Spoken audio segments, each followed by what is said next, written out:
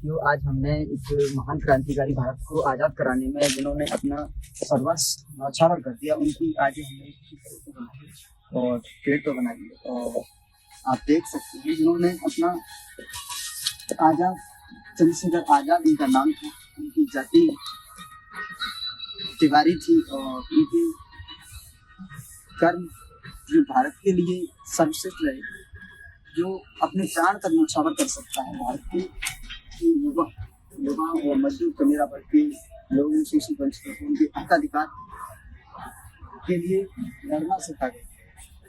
तो सभी साथी, हम जो विरोध करते हैं वो जाति का विरोध नहीं करते, हम किसी जातिवादी का विरोध नहीं करते हैं, और हम सिर्फ विचारों का विरोध करते हैं। और ये विरोध जब तक विरोध करेंगे, जब तक समता इस भारत में, समता समाज का संदेश देंगे सभी भारतीयों को, क्रांतिकारी के लिए। जय भारत, जिंदाबाद।